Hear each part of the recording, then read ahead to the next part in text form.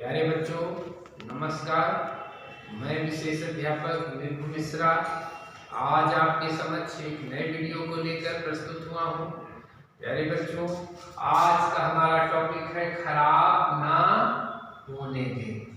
यह topic class 5th की EVS book से लिया है मैंने, और आज हम जानेंगे क्या खराब ना होने दें, भोजन, खाना।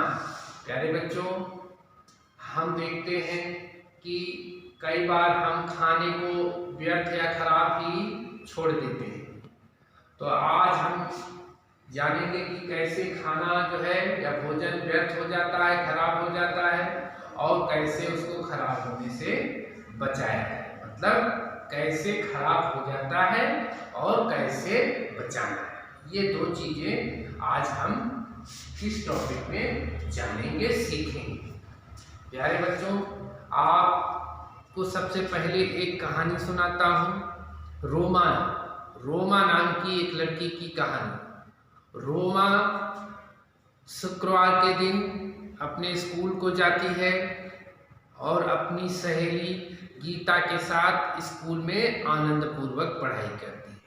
लेकिन छुट्टी के समय उसकी मैडम ने बताया, उसके टीचर ने बताया कि अगले 2 दिन की छुट्टी है, अगले 2 दिन की छुट्टी है।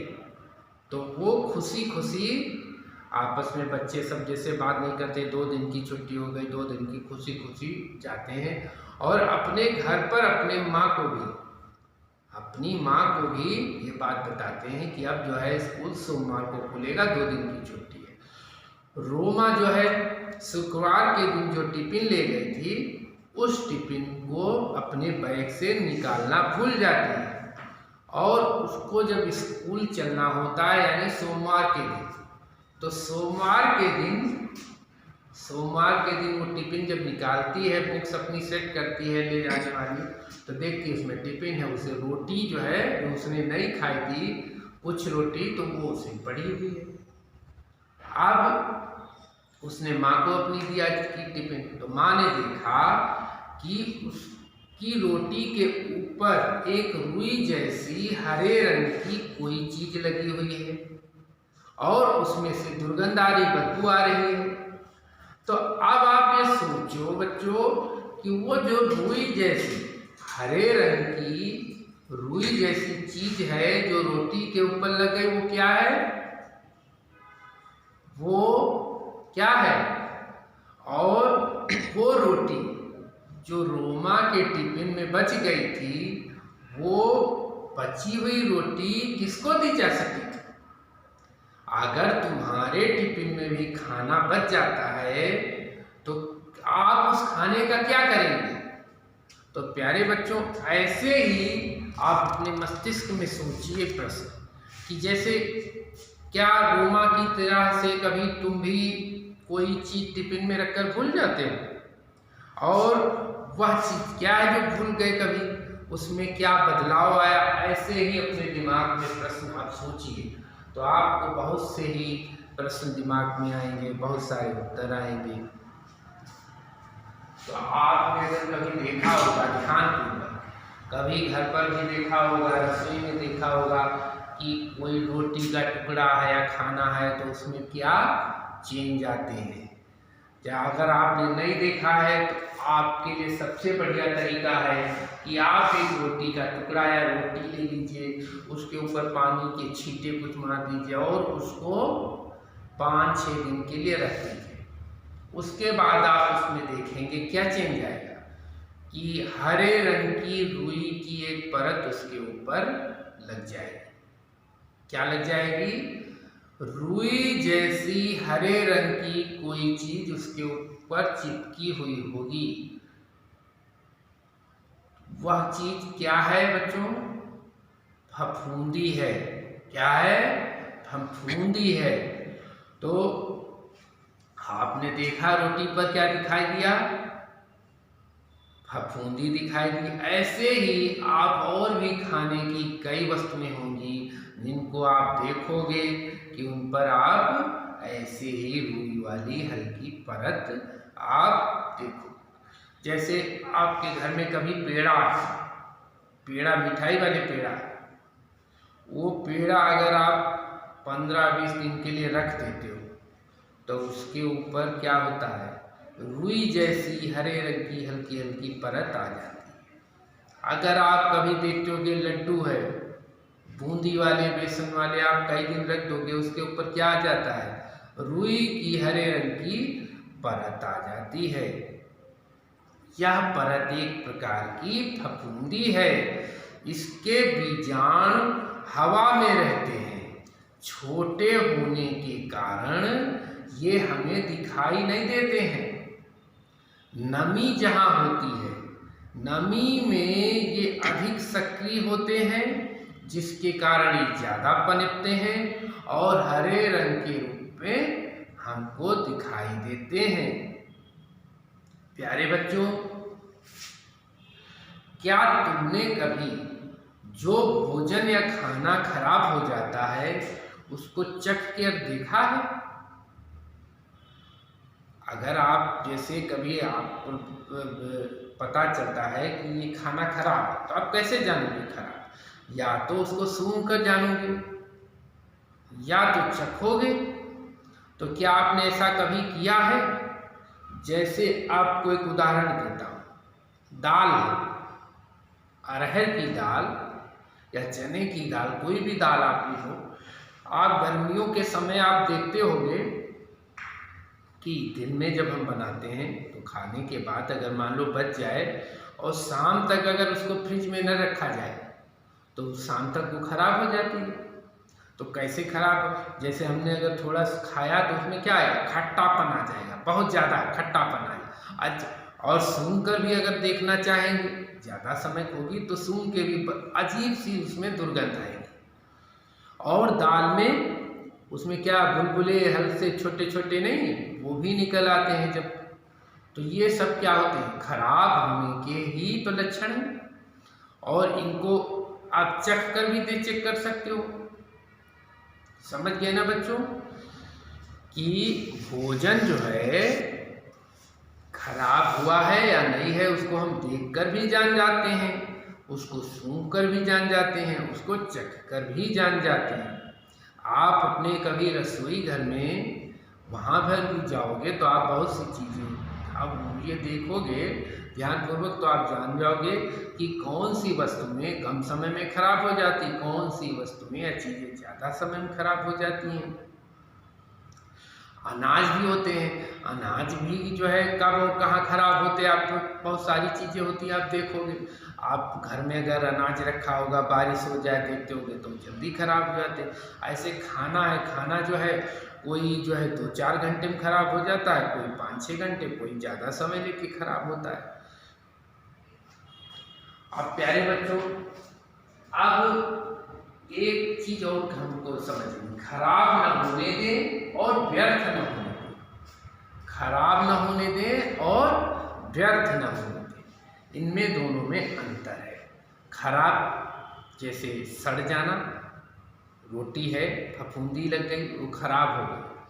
अब व्यर्थ न जाना, जैसे हम उसका मतलब ये होता है जैसे हमको भूख 2 रोटी की है और हमने ली कितनी ली, 3 या 4 ली, तो हमने 2 तो खा ली, बाकी 2 क्या की हमने फेंक दी, मतलब बेकार कर दी। जैसे हम कभी फंक्शन में शादी ब्याह में जाते हैं तो शादी ब्याह में हम क्या करते हैं, सारा एक साथ ही ले लेते हैं और जब खाया तो थोड़ा पेट भर गया और फिर वो उसी में प्लेट में सारा खाना होता है पड़ा उसमें डाल देते हैं टोकरी में, और जो खाना क्या होता है वो खराब हो जाता है। इसको ही कहते हैं व्यर्थ हो गया। मतलब जो हमने आवश्यकता से ज़्यादा भोजन लिया और उसको बिना ग्रहण किए ही टोकरी में डाल दिया, कूड़ेदान में डाल दिया, ये क्या हुआ, व्यर्थ करना, खराब होना, खाने का सड़ जाना या गल जाना या उसमें जीवाणु या फफूंदी का लग जाना। ठीक, तो प्यारे बच्चों अब हम चर्चा करेंगे कि जैसे हम देखते हैं कि हमारे आसपास ऐसे बहुत से लोग हैं जिनको भरपेट भोजन भी नहीं मिलता, या जिनको भरपेट तो छोड़िए कि हो सकता है 1-2 रोटी भी न मिलती हो, तो हमारी भी ये जिम्मेदारी होती है कि जो भोजन हम जितना ग्रहण करते हैं उतना ही लें, आवश्यकता से ज़्यादा भोजन का प्रयोग न करें और व्यर्थ न करें, और जो आवश्यकता से ज़्यादा भोजन है उसको किसी ज़रूरतमंद उसको हम दे दें। तो प्यारे बच्चों, भोजन का सही उपयोग भी आपको आना चाहिए और कितना भोजन ग्रहण करना है ये भी आपको ज्ञान होना चाहिए। आप किसी समारोह में आप जाएंगे तो आप उस भोजन को खराब नहीं करेंगे, व्यर्थ नहीं करेंगे, जितना खाना लेना है खाना है उतना ही लेंगे। प्यारे बच्चों, आज अगली चीज़ हम ये जानेंगे कि जैसे कौन सी चीज़ें होती हैं कि जो हम रोज़ाना अपने घर में लाते हैं, सप्ताह भर के लिए लाते हैं, महीने भर के लिए आते हैं, साल भर के लिए आते हैं, और उनका प्रयोग हम रोज़ाना क्यों लाते हैं, हफ्ते भर में क्यों लाते हैं, तो इसके बारे में जानकारी हासिल करें। हम रोज़ाना उन वस्तुओं क्यों लाते हैं जो जल्दी खराब हो जाती हैं, जैसे